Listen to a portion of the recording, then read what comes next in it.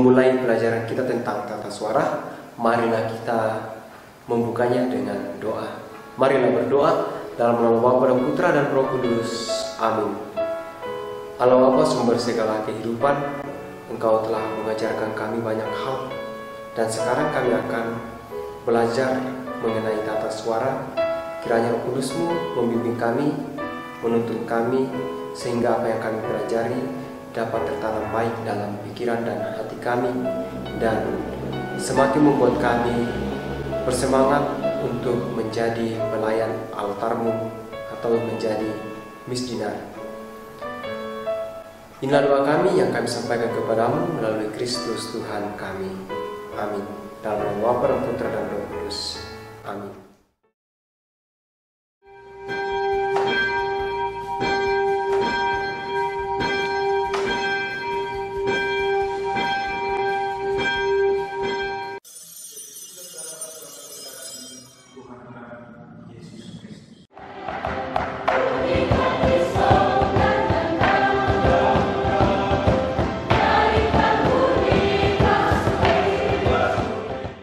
Sahabat misdinar sekalian, pada kesempatan ini kita akan belajar bersama mengenai tata suara. Suara tidak dapat dipisahkan dari hidup manusia. Khususnya dalam liturgi, kita mendengarkan suara, entah melalui nyanyian maupun alat bunyi-bunyi lainnya, seperti lonceng atau gong. Dalam liturgi, kita percaya bahwa Allah mengundang dan mengajak kita untuk mendengarkan firman atau sabdanya dari kitab suci maupun dari homili pastor yang tujuannya adalah menguduskan kita sebagai umat Allah. Kita kemudian menanggapi sabda Allah dan karya pengudusannya melalui ungkapan pujian dan syukur yang melalui gerak dan suara. Nah, teman-teman, sekarang kita secara khusus akan mengenal atau membahas tata suara yang ada dalam gereja Katolik.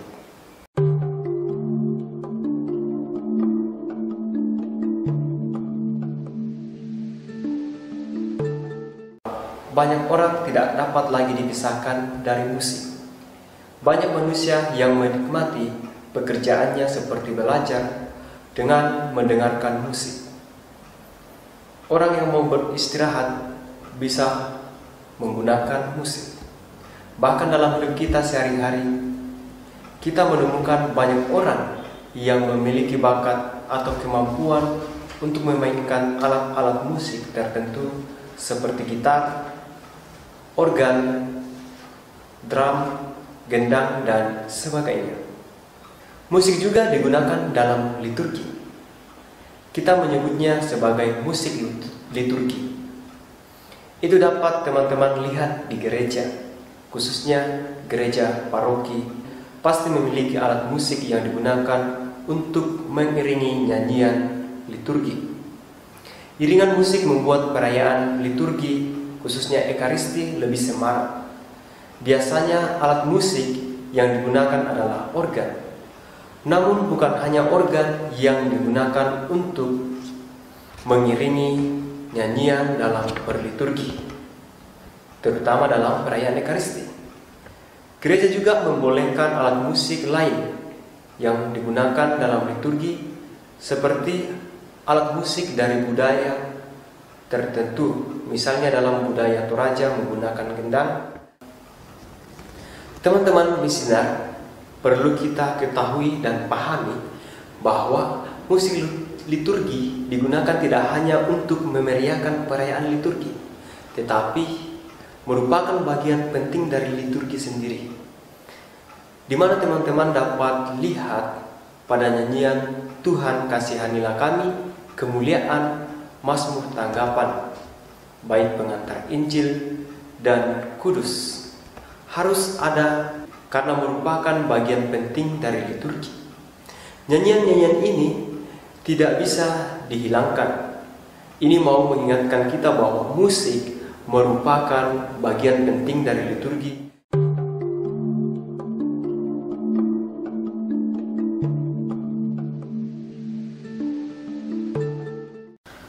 Nah, sekarang teman-teman misioner, kita akan mengenal fungsi dari musik liturgi. Yang pertama, musik liturgi mau membantu umat merasakan kehadiran Tuhan dan kebersamaan dengan umat lain. Musik liturgi bertujuan untuk membantu liturgi berjalan dengan meriah dan agung. Selain itu, musik liturgi berfungsi untuk mengiringi lagu dalam liturgi. Namun, musik liturgi juga dapat membantu umat Allah untuk berjumpa dengan Allah melalui nyanyian. Misalnya, melalui nyanyian Tuhan kasihanilah kami, kita bisa berjumpa dengan Allah yang mau mengasihi umatnya. Selain itu, musik liturgi dapat meneguhkan kebersamaan dengan umat lainnya. Kebersamaan dengan umat terasa ketika semua umat menyanyikan lagu. Coba teman-teman misioner membandingkan ketika umat bernyanyi dengan umat membaca. Pasti ketika umat membaca, ada yang membaca dengan lebih cepat dan ada juga yang membaca dengan lebih lambat. Tetapi ketika umat bernyanyi, semuanya bernyanyi secara bersama-sama dan beriringan. Yang kedua, musik liturgi mau membantu umat untuk terlibat aktif dalam liturgi. Dalam liturgi kita tahu bahwa tidak semua umat dapat ambil bagian dengan menjadi pelayan liturgi seperti sebagai lektor, sebagai pembaca, pemazmur, pembawa persembahan, ataupun sebagai dirijen. Tetapi dengan bernyanyi, semua umat ikut ambil bagian atau berpartisipasi dalam liturgi. Mengapa? Karena nyanyian merupakan salah satu bentuk partisipasi umat dalam liturgi. Yang ketiga, musik liturgi mau membantu umat merayakan peristiwa Yesus. Musik yang sesuai dengan tema liturgi dapat membantu umat untuk menghayati iman yang sedang dirayakan. Musik liturgi dapat membantu umat untuk merayakan peristiwa Yesus. Ini dapat kita jumpai ketika kita melihat isi atau lirik dari nyanyian. Misalnya, lagu Paskah tentu akan berisi tentang kisah kebangkitan dan sukacita umat menyambut kebangkitan Tuhan.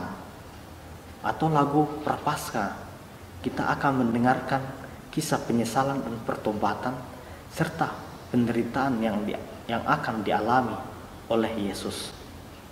Teman-teman misioner, masing-masing lagu liturgi telah disusun berdasarkan peristiwa atau kisah Yesus atau masa liturgi tertentu.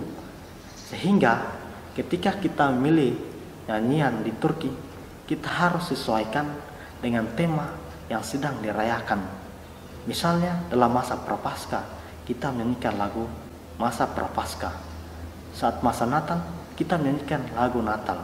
Dan masa biasa, kita menyanyikan lagu biasa. Sehingga lagu-lagu ini tidak bisa ditukar-tukar. Umpamanya, masa Natal kita menyanyikan lagu masa Prapaskah. Atau masa Prapaskah kita menyanyikan lagu untuk masa Natal.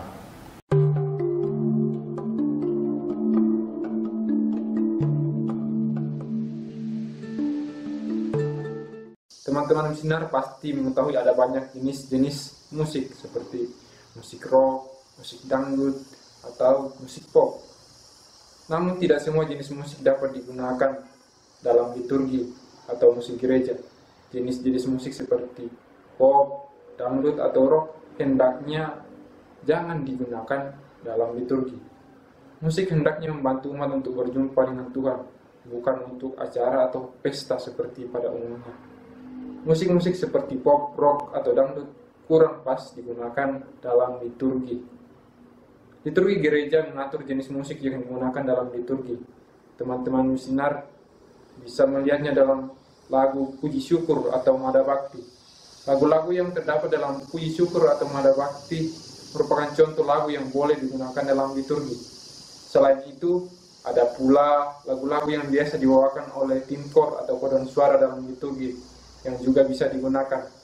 Nah, yang terpenting adalah musik liturgi itu bisa mengantar umat untuk menghayati dan merasakan misteri iman yang dirayakan saat perayaan Ekaristi.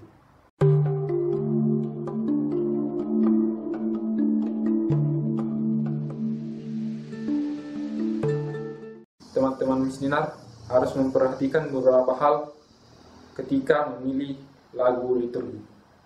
Pertama, lagu harus bisa membantu umat untuk berpartisipasi dalam liturgi. Oleh karena itu, lagu yang dipilih diusahakan juga diketahui atau dikenal oleh umat. Jangan sampai kita memilih lagu yang tidak diketahui oleh umat, atau lagu hanya diketahui oleh tim kor sehingga umat yang hadir semacam hanya menonton tim kor yang sedang membawakan lagu. Apabila lagu tidak diketahui oleh umat, maka hendaknya lagu itu dilatih sebelum umat menyanyikannya.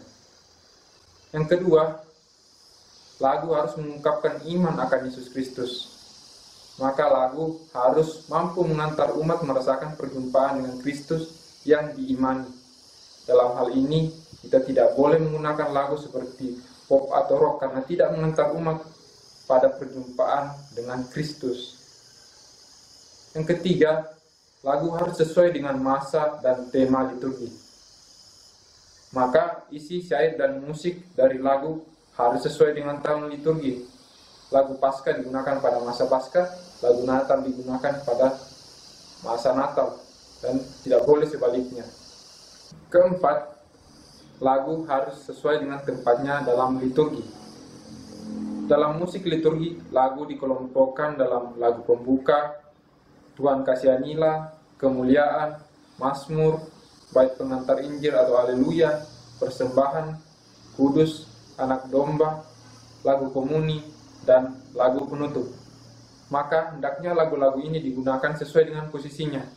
Contohnya, lagu Tuhan kasihanilah jangan ditempatkan sebagai lagu pembuka, atau lagu persembahan ditempatkan sebagai lagu penutup. Nah, dengan memperhatikan hal-hal ini, teman-teman diharapkan bisa memilih lagu yang tepat yang digunakan dalam setiap perayaan liturgi.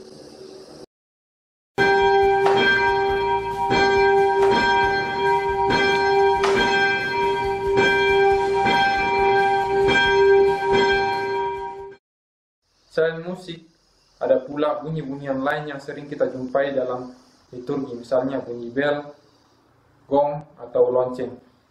Bunyi bel, gong, atau lonceng dalam liturgi bertujuan untuk menandai suatu peristiwa penting yang ada dalam liturgi atau ibadat. Lonceng gereja berfungsi untuk memanggil jemaat untuk berkumpul, menandakan dimulainya suatu doa, misalnya doa Angelus atau Malaikat Tuhan pada pukul 6, pukul 12 dan pukul 6 sore, atau menyampaikan adanya umat Katolik yang meninggal. Lonceng gereja ini juga biasanya dibunyikan saat lagu kemuliaan dinyanyikan saat malam Natal, Natal pagi, malam Paskah dan Paskah. Sedangkan dalam misa kudus, gong dan lonceng kecil dibunyikan saat imam mengangkat tubuh dan darah Kristus dalam doa syukur agung. Bel juga dibunyikan saat umat menyanyikan lagu kudus untuk mengagungkan kekudusan Tuhan. Nah, teman-teman Misinar, itulah tata suara yang ada dalam gereja Katolik. Semoga dengan materi ini, teman-teman semakin memahami arti dan fungsi tata suara dalam liturgi. Teman-teman sekalian, marilah kita menutup pertemuan kita kali ini dengan doa. Dalam nama Bapa dan Putra dan Roh Kudus. Amin. Allah yang Maha Pengasih, terima kasih atas berkat-Mu yang senantiasa Engkau limpahkan kepada kami. Kami telah belajar mengenai tata suara dalam gereja. Semoga apa yang kami pelajari ini dapat bermanfaat dan dapat kami gunakan dalam pelayanan kami di hari-hari depan. Inilah doa yang kami sampaikan kepadamu dengan perantaraan Kristus Tuhan kami. Amin. Dalam nama Bapa dan Putra dan Roh Kudus. Amin.